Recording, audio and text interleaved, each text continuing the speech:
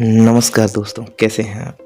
दोस्तों, मैं आपसे एक बात कहना चाहूँगा कि आज की इस रील्स की दुनिया में 25-30 मिनट की बुक समरीज सुनना बड़ा मुश्किल है, लेकिन यदि आप महान लोगों के अनुभवों को जानना है तो ये सुनना ही होगा। मैं ये मानता हूँ कि बुक समरीज रील्स जैसी मनोरंजक तो नहीं होगी, लेकिन ये आपकी ज़िंदगी बदल सकती है। तो मैं आपसे अनुरोध करता हूँ कि आप इसको पूरा सुने, और थोड़ा बोरिंग लगेगा, फिर देखिए आपकी ज़िंदगी में बदलाव आना शुरू हो जाएगा। तो चलिए शुरू करते हैं। आज हम जिस किताब के बारे में बात करेंगे वो सिर्फ एक किताब नहीं, बल्कि एक ऐसा लेख है जो हमारी ज़िंदगी में आने वाली हर परेशानी का हल है। जी हाँ, हम बात कर रहे हैं भगवत गीता के बारे में। श्रीमद् भगवत गीता हिंदू धर्म की सबसे माननीय और लोकप्रिय शास्त्रों में से एक है। महाभारत का ही एक हिस्सा गीता एक परेशान और व्याकुल योद्धा अर्जुन और उनके सारथी श्री कृष्ण के बीच का संवाद है। इस लेख में श्री कृष्ण अर्जुन की परेशानी मिटाने के लिए उनसे कुछ इस प्रकार सलाह देते हैं कि मानो वो ना सिर्फ अर्जुन से बल्कि हम सब से बात कर रहे हो। गीता एक ऐसी किताब है जो जीवन के रास्ते में भटक जाने वालों को सही रास्ता दिखाती है, व्याकुल और परेशान व्यक्तियों को स्पष्टता प्रदान करती है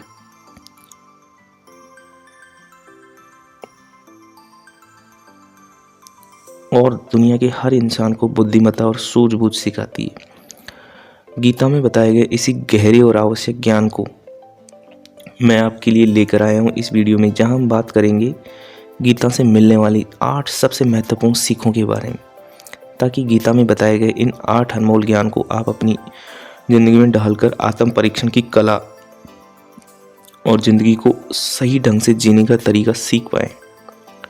पहली सीख, समय का महत्व। इस दुनिया में सबसे बहुमूल्य और कीमत कोई धन और दौलत नहीं बल्कि समय है, क्योंकि खोया हुआ धन तो परिश्रम और मेहनत से दोबारा पाया जा सकता है, लेकिन खोया हुआ समय कभी भी वापस नहीं पाया जा सकता है।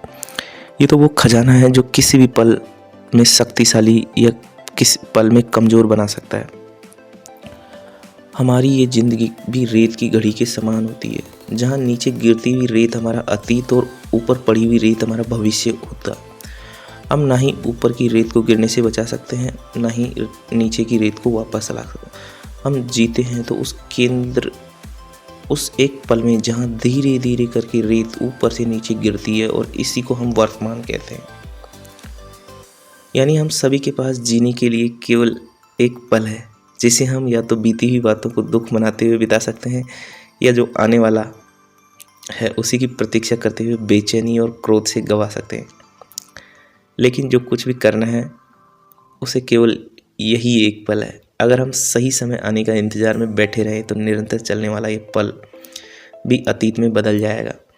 इसलिए ज़िंदगी में कुछ करने के लिए प्रतीक्षा ना करें, उसे उसी पल पूरी निष्ठा और ईमानदारी से करें, क्योंकि समय का सदुपयोग हमेशा तरक्की की ओर ले जाता है। कभी भी जीवन में ये नहीं भूलना चाहिए कि जो आज हमने हासिल किया है वो सदैव हमारे पास ही रहेगा। जो आज हमारा है वो शायद कल हमारा ना रहे। इसलिए समय का आदर और उसका सही इस्तेमाल करना चाहिए, क्योंकि समय सबसे बड़ा, बलवान और मूल्यवान होता है।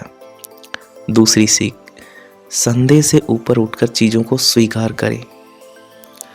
दोस्तों, हमारी ज़िंदगी एक गाड़ी की तरह होती है और संदेह उस गाड़ी में लगे ब्रेक की तरह होता है। अक्सर ब्रेक के इस्तेमाल से हम गलत दिशा में जाने से बच तो जाते हैं, लेकिन हम हर वक्त अपना पैर ब्रेक पर रखेंगे तो गाड़ी आगे नहीं बढ़ पाएगी। ठीक इसी तरह ज़िंदगी में हर वक्त हर चीज़ पर संदेह करने से हमें कभी भी सही निर्णय नहीं ले पाते हैं और ज़िंदगी में पीछे रह जाते हैं। संदेह हमारी सोच को धुंधला करता है और हमें हर चीज़ की पड़ताल करने पर मजबूर करता है, जैसे हम हर चीज़ और व्यक्ति में खामियां ढूंढने लगते हैं और कभी भी उसे मन से स्वीकार नहीं कर पाते। यदि हमें ज़िंदगी में आगे बढ़ना और कुछ हासिल करना है तो निस्संदेह चीज़ों को स्वीकार करना चाहिए। जहाँ सही मात्रा में संदेह एक बुद्धिमान व्यक्ति का चिन्ह माना जाता है, वहीं अत्यधिक संदेह वो जहर है जो आपको आगे बढ़ने से रोकता है। इसलिए चीज़ों और व्यक्तियों की कमियां और कमजोरियों को ढूंढने की बजाय उनकी अच्छाइयाँ और सकारात्मकता को ना सिर्फ स्वीकार बल्कि उन्हें अपनाना भी चाहिए, क्योंकि हर चीज़ में संदेह करने वाला व्यक्ति को सुख की असल प्राप्ति नहीं होती है, तो अब से अपने संदेहों पर संदेह करें और अपने विश्वास पर विश्वास, क्योंकि असली सुख की प्राप्ति उसे विश्वास करके ही होगी, उस पर संदेह करके नहीं। तीसरी सीख, विनाश की पहली सीढ़ी है अहंकार। क्या कभी आप सब ने सोचा है कि हमें इस दुनिया में लाने वाला हम खुद नहीं बल्कि कोई और है। दुनिया के आने के बाद हमें नाम देने वाला भी कोई और है, और ज़िंदगी में हमें जो कुछ भी कमाया है वो भी कल किसी और का होगा। तो जब इस दुनिया में आने से लेकर जाने तक कुछ भी हमारा अपना नहीं है, तो चीज़ों पर हम घमंड क्यों करते हैं? क्यों अपनी कामयाबियों पर, अपनी चीज़ों पर या अपने पैसों पर अहंकार करते हैं? जो कुछ भी हमने आज हासिल किया है वो शायद हमारा ना रहे, और अगर हमारा रहा भी तो हमारे जाने के बाद वो किसी और का होगा, जिस पर हमारा पूरा हक ही नहीं। उस पर घमंड करके क्या फ़ायदा? अपनी कामयाबियों और अपनी दौलत को अपना स्वाभिमान मानकर दूसरों को नीचा दिखाने वाले लोग अक्सर ये भूल जाते हैं कि जिस दौलत और शोहरत को वो अभिमान से अपना बता रहे हैं वो तो असल में उनकी है ही नहीं। खुद के पास मौजूद कामयाबी से यदि किसी और को छोटा दिखाया जाए तो वो कामयाबी नहीं बल्कि विनाश की सीढ़ी है। अहंकार और घमंड हमारी सोच को दिशाहीन बनाकर हमें बर्बादी की ओर ले जाता है। जिस सोच के दरिया में लाखों बुलंदियां हासिल की है, वही सोच अब केवल दूसरों की निंदा और आलोचना करने में लग जाती है। इतना ही नहीं, घमंड के नशे में चूर व्यक्ति सही और गलत की पहचान नहीं कर पाता और अपने को दुनिया से सबसे श्रेष्ठ समझने लगता है, और ऐसा करने पर उसका गिरना निश्चित है। इसलिए जीवन में सदैव विनम्रता और आदरपूर्वक रहना चाहिए और दूसरों की मदद और उनके सुख से खुश होना चाहिए, क्योंकि अहंकार, घमंड, ईर्ष्या तो विनाश की पहली सीढ़ी है। चौथी सीख, गुस्सा मनुष्य को खोखला कर देता है।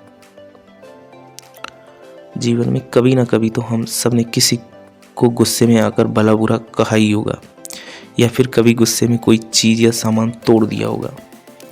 तो आखिर क्या है ये गुस्सा जो हमें वो सब करवा बैठता है जो हम करना नहीं चाहते?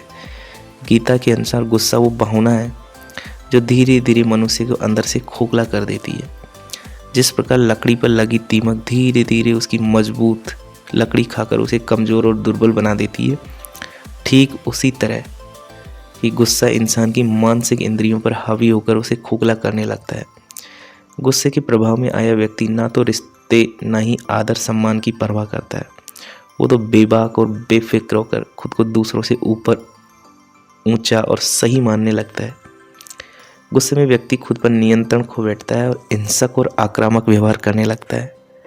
गुस्से में लिए गए फैसले और गुस्से में किए गए कामों से केवल निराशा और असफलता ही हाथ लगती है। विवेक और संयम खो बैठने पर इंसान धैर्य और सब्र के बांध तोड़कर गुस्से को खुद पर हावी होने देता है, जिससे बाद ना तो वो अपनों का रहता है न ही स्वयं का।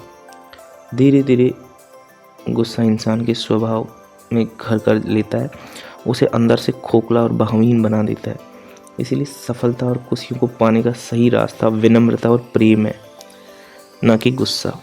जीवन में कभी भी गुस्से को खुद पर हावी ना होने दें। गुस्सा आने पर खुद को शांत और विनम्र रखने का प्रयास करें। ऐसा करने से ना सिर्फ आपका गुस्सा कम होगा बल्कि आप खुद पर नियंत्रण और आत्म संयम भी मजबूत होगा। पांचवी सीख, इंसान अपनी सोच का पुतला है। दुनिया भर के महानुभावों को जो चीज़ सबसे अलग और महान बनाती है वो उनकी सोच। हम सब ने इस दुनिया में एक सही शरीर धारण किया है। वे सब एक ही तरह से इस दुनिया में आए हैं, एक ही तरह से इस दुनिया से जाएंगे, लेकिन इंसान की सोच ही वो चीज़ है जो उसे लाखों में सबसे अलग और अनोखा बनाती है। हमारी सोच ही हमारा एकमात्र हथियार है, जिससे इस्तेमाल से हम बुलंदियों को छू सकते हैं, मुसीबतों से लड़ सकते हैं और दुनिया के सबसे के लिए कुछ बड़ा और महत्वपूर्ण कर सकते हैं। हमारी सोच गीली मिट्टी की तरह होती है, जिसे हम हमारे आचरण के अनुसार आकार देते हैं। ठीक उसी तरह जिस तरह एक कुम्हार मटके को आकार देता है, जिस आकार में हम अपनी सोच को ढालेंगे उसी आकार का हमारा आचरण होगा। नकारात्मक सोच रखने वाला व्यक्ति अक्सर हर चीज़ को नकारात्मक निगाहों से ही परखते हैं, जिसके चलते वो कभी भी चीज़ों में छुपी हुई अच्छाई और सकारात्मकता को नहीं देख पाते। ऐसा लोग हमेशा निराशा और अफसोस में ही रहते हैं। वहीं दूसरी ओर सकारात्मक सोच रखने वाला व्यक्ति सदा ही चुनौतियों से लड़कर अपने लक्ष्य को प्राप्त कर पाते हैं और जीवन में कभी हार नहीं मानते। स्पष्टता, स्थिरता और पूर्ण महान और कामयाब सोच के प्रतीक होते हैं। इन तीनों खूबियों के मिश्रण से बानी सोच निश्चित रूप से इंसान की सफलता और कामयाबी का कारण बनती है।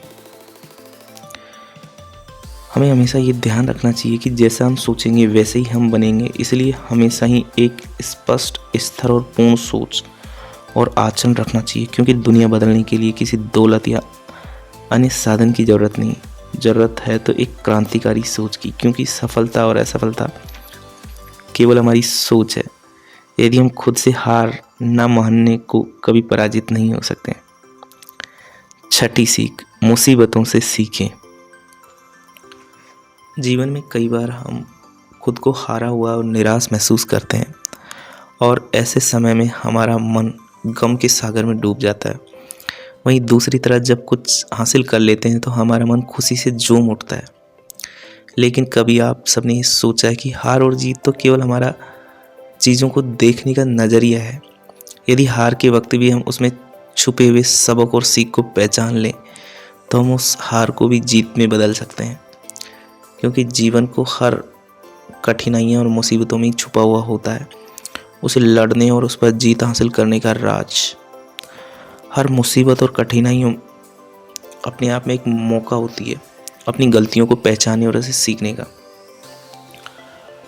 हर बार जीवन में इंसान हर सही चीज़ नहीं कर पाता है, जिसके कारण वो मुसीबतों का सामना करता है। ऐसे में निराशा में डूब कर हार मान जाने से बेहतर है कि मुसीबत की जड़ को पहचान गौर करें कि उन गलतियों और खामियों पर जिनके कारण स्थिति नियंत्रण से बाहर हुई। ऐसा करने से इंसान अपनी खामियों को परखना सीख जाता है और उनसे सबक लेकर बेहतर कल और बेहतर जीवन की ओर चल पड़ता है। इसलिए जीवन के हर पड़ाव में ये याद रखना चाहिए कि ज़िंदगी की मुसीबतें अपने आप को बदलने का और सीखने का मौका होती है। इनसे डरना नहीं बल्कि इनसे सीखना चाहिए और एक बेहतर इंसान बनना चाहिए। सातवीं सीख, अपने रहस्य को किसी को ना बताएं। ना कोई डर, ना भावनाएं, ना ही धन। इंसान की सबसे बड़ी दुर्बलता है उसके रहस्य। चाहे कोई कितना भी बड़ा क्यों ना हो, कितना भी शक्तिशाली क्यों ना हो, आपके रहस्य ही होते हैं आपके विनाश की चाबी। इसलिए अगर आपको हमेशा ही सामर्थ्य रहना है, हमेशा ही सुखी रहना है, तो अपने रहस्य किसी को ना बताएं, ना अपने करीबी दोस्तों को, ना ही आपसे ईर्ष्या करने वाले शत्रु को, क्योंकि समय आने पर कब कौन शत्रु हो जाए एक ऐसा कहना संभव नहीं है। यदि मुश्किल के समय में आपके अपने ही आपके शत्रु हो जाएं तो आपकी कामयाबी और आपके विनाश के सारे राज भी आपके खिलाफ हो जाएंगे। जिस प्रकार रामायण में विभीषण ने रावण के अमृत कुंड का राज श्री राम को बताया, और उसी तरह यदि आपके रहस्य भी आपका विनाश चाहने वाले किसी व्यक्ति के हाथ लग जाए तो रावण की तरह आपका अंत भी निश्चित है। इसलिए समझदारी इसी में है कि अपने रहस्य अपने तक ही रखें, क्योंकि आपके रहस्य आपके सुखी जीवन के पतंग की डोर है। यदि ये डोर किसी गलत हाथों में पड़ गई तो आपके सुखी जीवन को पतंग तो मानो डूब ही डूबी। इसलिए अपने राज्य को अपने मन की तिजोरी में सदा के लिए कैद रखें, क्योंकि इन पर केवल आपका ही हक है। आपका जरा से भी कोई राज इस तिजोरी से निकला तो मानो आपकी बर्बादी का वक्त शुरू। आठवीं सीख, कामयाबी पाने के लिए नकल ना करें। हम सब जीवन की परीक्षा में सफल होने और कामयाबी पाने के लिए क्या क्या नहीं करते। हम परिश्रम करते हैं, दौड़ते भागते हैं, लेकिन कभी भी जब ये सब करने के बाद भी हमारा काम नहीं बनता है तो हम कामयाब व्यक्ति की नकल करते हैं। ज़रा याद कीजिए अपने बचपन के क्लासरूम को। विद्यालय में जब हम परीक्षा देने जाते थे तो हम ना सही लेकिन कोई ना कोई तो सफल होने के लिए नकल ज़रूर करता था, तो और ऐसा करके सफल भी हो जाता था। लेकिन जीवन की परीक्षा में ऐसा नहीं होता है। यहाँ नकल करने वाला सफल नहीं हो पाता है और ऐसा इसीलिए क्योंकि ज़िंदगी की परीक्षा हर इंसान के लिए एक अलग प्रश्न पत्र लाती है। हर इंसान का जीवन अलग प्रकार की कठिनाइयों से भरा होता है, तो निश्चित रूप से उन कठिनाइयों से निकलने का रास्ता भी अलग होता है। इसलिए यदि आपको जीवन में सफलता पानी है तो मुश्किलों के उत्तर खुद ही ढूंढेंगे और सफलता आपकी ही होगी। क्योंकि नकल करने से यदि आप किसी समस्या से निकल भी जाएं तो उस समस्या से सीख नहीं ले पाएंगे। ऐसा करने पर जब अगली बार आप मुसीबत में होंगे तो ना ही नकल काम आएगी, ना ही कोई सीख। इसलिए यदि ज़िंदगी की परीक्षा को टॉपर बनना है तो अकेले चलें, अकेले सीखें और अकेले बढ़ें, क्योंकि नकल करके असली कामयाबी कभी हाथ नहीं लगती। तो ये थी श्रीमद् भगवत गीता की 8 सबसे महत्वपूर्ण सीखें। हमें उम्मीद है कि आपको हमारी ये वीडियो पसंद आई होगी और इस वीडियो के ज़रिए आपको भी कुछ ना कुछ सीखने को मिला होगी। अगर ऐसा है तो इस वीडियो को लाइक करें और शेयर करें और हमारे चैनल को सब्सक्राइब करें। और आप भी अपनी किसी पसंदीदा किताब की समरी सुनना चाहते हैं तो हमें ज़रूर बताएं। हमारे इस वीडियो को देखने के लिए और अपना कीमती समय हमें देने के लिए बहुत बहुत शुक्रिया। हम जल्दी आपके लिए एक नई वीडियो लेकर आएंगे। तब तक के लिए आपका दिन शुभ हो।